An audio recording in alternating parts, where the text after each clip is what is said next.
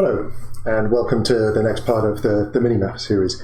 Last time we looked at the motor driver electronics for the motor prototype that I'm building, and now it's time to go on to the encoder part of this. So if you remember, we need a way to measure how far the motors turn to be able to do accurate positioning of the robot. And so that's what we're going to talk about today. I just want to talk about the mechanical design of this because there's a couple of tricky little bits to it. We'll get on to choosing a photoencoder and the kind of circuit you use to deal with these things next time. So the approach we're going to use for doing the photoencoder is really pretty simple. We have so this picture shows the axis of the motor, and you can see it's turning this way. And we have this slotted disc attached to the motor axis, so it turns with the motor axis. And this thing, this grey box, is a photo interrupter, and so it has an infrared light emitting diode here. And it has a photo transistor here. Can I draw the photo transistor? Not very well. And so what happens is that this little red kind of beam is supposed to represent a beam of infrared light coming from the photodiode here and going to the photo transistor here. And when this slotted disc is in a position so that there's a gap, then the light from the photodiode comes through and the phototransistor is on. When the disc turns a little bit further round, and so that one of the teeth of the disc is blocking the light beam, then the phototransistor is off. And so what you do is you look at the transitions of the current generated by the phototransistor, and you count the transitions and you use that to decide how fast the wheel's turning. It's really fairly simple.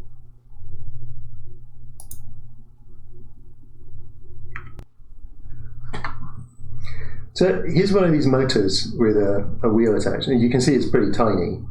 And so the actual motor part of it is this grey and black metallic part, and this little shaft here is the motor output shaft. The yellow bit is the gearbox. The motor output, there's another shaft here that engages with gears in here, and the gearbox output comes out of this little shaft, and the other end of it is attached to the wheel. So this thing's mounted on the robot and it rolls along like this. Now, if you want to put a photoencoder on this thing to measure the rotation of the wheel, there are two places you can do it. First, you could put it on here, the other end of the gearbox output shaft, and that has implications for accuracy in terms of the number of counts you get going around the rotation of the wheel from your photointerrupter. But it does mean that the photointerrupter turns exactly in synchrony with the wheel. The other option is to put the encoder on the motor output shaft, and that has the benefit of the motor spins much more quickly than the wheel because of the gearbox, but it has some other implications we'll talk about in a minute.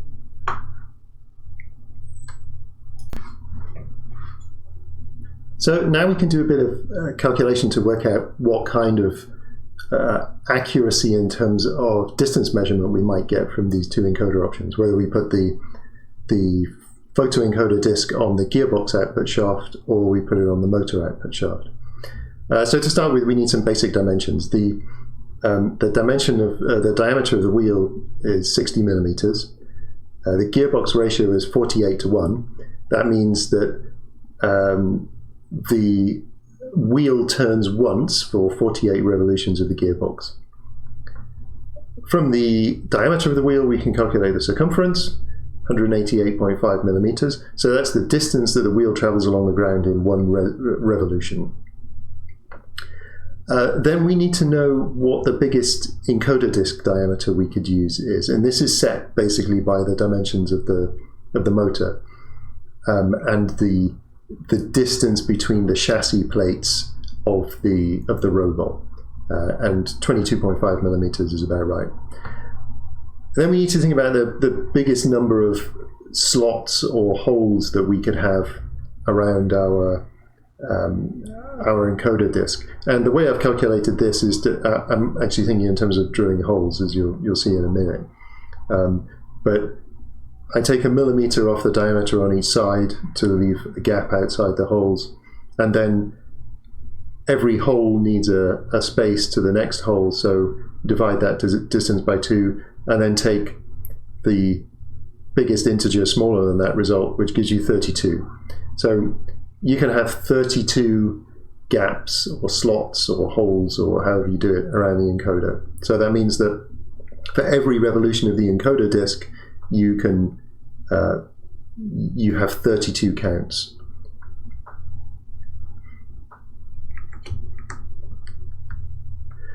If we put the encoder on the gearbox shaft, then the resolution, which I'm calling delta xg, g for gearbox, is just the circumference of the wheel divided by the number of pulses, the number of holes that we can put in our encoder disk. And that's 5.89 millimeters. That means that the best spatial resolution on the ground we could get from just counting encoder pulses would be 5.89 millimeters, which sounds really, really poor to me. It would make it very, very hard to do any kind of precision distance measurement. Now, we might be able to do something clever by doing interpolation between pulses, but that seems like it might be quite tricky. If we put the encoder on the motor shaft, then the resolution, which I'm calling delta xm, m for motor, is the gearbox shaft resolution divided by the ratio of the gearbox. So it's 48 times better, and that turns out to be 0.123 millimeters. Now that sounds to me like a much better prospect for doing good position measurement if we have a spatial resolution of 1/10 of a millimeter, or it's an eighth of a millimeter. That sounds pretty good to me.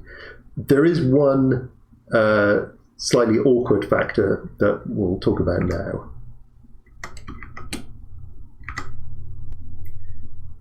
So one issue you need to think about with this idea of putting an encoder on the motor output shaft is that there's a gearbox in between the motor and the wheel.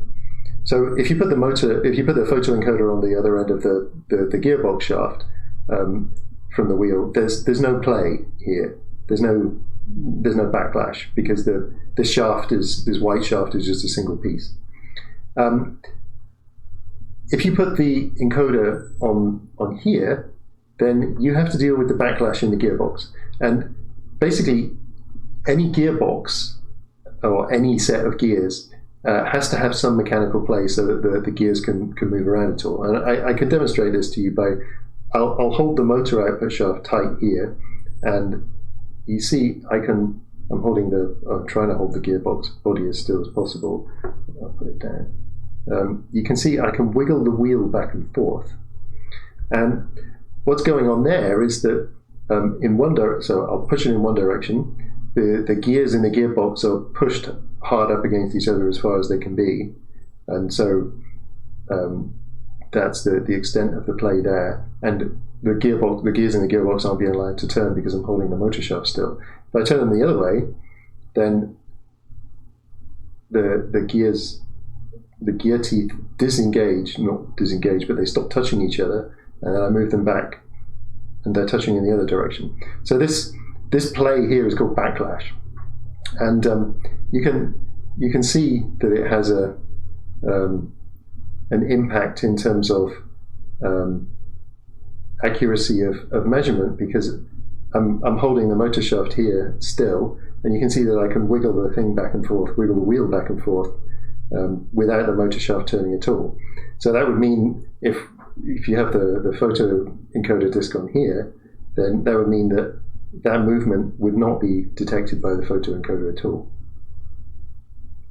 And so this is a problem, and but it's a problem that can be solved in software. Basically, we can measure the motor torque, and when you're in a backlash, in this dead space in the backlash, you don't see so much torque as when the motor's actually engaged and the gearbox is engaged. So we'll see if we can do something with that. So now we're going to look at some mechanical models of the robot, and look at the mechanical constraints on placement of the photo interrupter and the encoder disc. So I've been doing my mechanical modeling in a program called FreeCAD. Here we go, about FreeCAD. And this is a really great program. I'd highly recommend it if you need to do any kind of mechanical modeling. I've used some commercial programs like this in the past, so like Autodesk's Fusion 360, and before that the mechanical desktop thing as well, which was an earlier version of this. And the user interface of FreeCAD is a bit funny, but in terms of features it stacks up pretty well. And so I built this model from scratch. And so this is what our robot's going to look like pretty much. You see the two chassis plates, two wheels, two motors. Let me hide most of this stuff. So the chassis of the robot is built on two of these aluminium plates that have lots of holes in them for mounting things and connecting things. And you basically put the thing together just by bolting a couple of spacers and then attaching the top chassis plate. I'll hide the top chassis plate so we can see what else is going on. There's a little caster at the back of the thing that's used to level the thing out. It's just a little wheel, basically. The motors, so they're these plastic gearbox motors. They have an output shaft from the gearbox. There's this white thing. The actual motor is this metallic looking part, and this is the output shaft, or one of the output shafts of the motors. So there's an output shaft at the other end that feeds into the gearbox, and then this white keyed shaft rotates at 1/48th of the speed of rotation of this thing. And the motors are attached to this by these little brackets. You just bolt the motors on. I haven't shown any of the bolts or anything like that. It makes things too messy. And these mounting brackets just slot into holes in the chassis. So we have two motor brackets, two motors, and then the wheels just attach to these keyed shafts on the outside of the motors. And so what you can see here is that there are really two options in terms of where it makes it very clear what the two options in terms of where you put your encoder disc are. You can either put it on this other end of the gearbox output shaft that rotates in synchrony with the wheel. So you have the benefit there that you know that the encoder rotates exactly with the wheel, but you have this problem with the accuracy that we looked at just now. And the other option is to put the encoder on the motor output shaft, and that gives you much higher resolution, but you have to do something about backlash. So I've put encoder discs of two different designs on here, and I'll talk about that in a minute.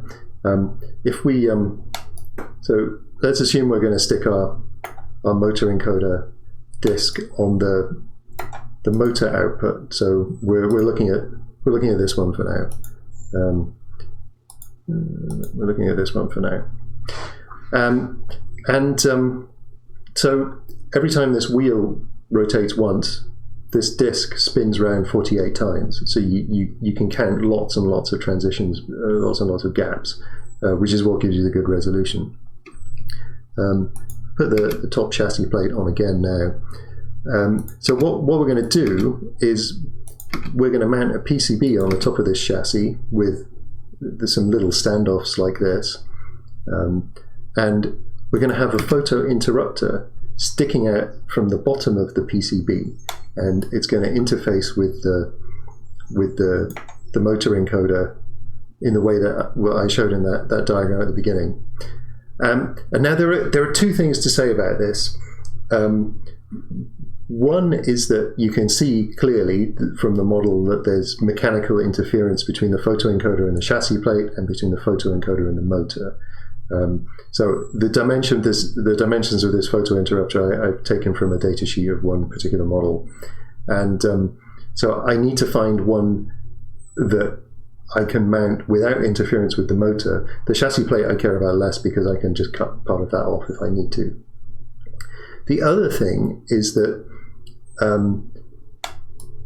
the vertical location of the photo interrupter with respect to the motor disc is also fairly critical. You obviously need to get the disc in the gap here, but you can move the disc back and forth along the shaft a bit, and then stick it in place with a dab of epoxy once you're happy with it. But you also need to have the vertical alignment between the photo interrupter, because the beam path is defined quite precisely, and the slots in the encoder disc. And so that requires a bit of coordination between the size of these standoffs, the thickness of the PCB, the physical dimensions of the photo interrupter, the physical dimensions of the encoder disc, interference with the motor body and the chassis plate, and so that requires a little bit of work. There is a second slightly, well, it's not irritating, it's just one of those things. This design I've shown here for the encoder disc, the one on the right with the slots in it, is nice because the vertical alignment between the photo encoder and the disc is less critical, because you've got a whole slot to fit the infrared beam through. And these things are easy to make with a laser cutter. You just take a piece of acrylic, you feed a DXF file to your laser cutter software, and it turns these things out. Unfortunately, I don't have a laser cutter, and I don't have easy access to one. So I need to come up with a way of making an encoder disc that is manufacturable by hand with limited tools. And so the encoder disc I'm going to make is almost certainly going to end up looking more like this one. So this is just a disc with a ring of holes in it and a hole in the center for the motor shaft. And this is already relatively difficult to manufacture by hand. To get it round and to get the spacing between the holes nice, it's going to be lots of very careful layout and lots of drilling tiny holes in a bit of plastic. But it's definitely easier than it's something that I can manufacture. So this is what this is kind of the mechanical issues in a nutshell. It's all about interference between the photo interrupter and the other mechanical components of the robot, and getting the alignment of the photo interrupter beam and the slots or holes in the photo encoder disc exactly right. So I need to do a bit more modeling with this. These models were made from relatively inaccurate measurements, put it that way, just measured with a ruler. I need to get some calipers and check some of the measurements. All of these mechanical models are in the GitHub repo. They're all made from scratch, and I looked around and I couldn't. This thing is sold by this motor chassis, this robot chassis, and the motors are sold by SparkFun, but I couldn't find any CAD models for them out there, so I just made some. And in some ways, the models are not entirely accurate, but they're probably good enough. So the next thing that we need to do is to look at selecting a photo interrupter to use, and that means both looking at the electrical characteristics, which are not terribly complicated. These things come in two different kinds, and we'll talk about that. But primarily the physical and mechanical constraints. And once I've selected a photo interrupter, if the mechanical constraints are difficult, I have some ideas to help with that. But this is just one of those things you have to do. It's not electronics, but anytime you're making a thing where electronics interfaces with something else, even if it's just fitting a PCB inside an enclosure of some kind, you need to do some mechanical CAD. And I mean, I don't know about you, but I find making these mechanical models quite fun, and it's definitely a much more reliable way of getting these things right first time than just sketching things by hand. So next time we'll talk about choosing photo interrupters. See you then.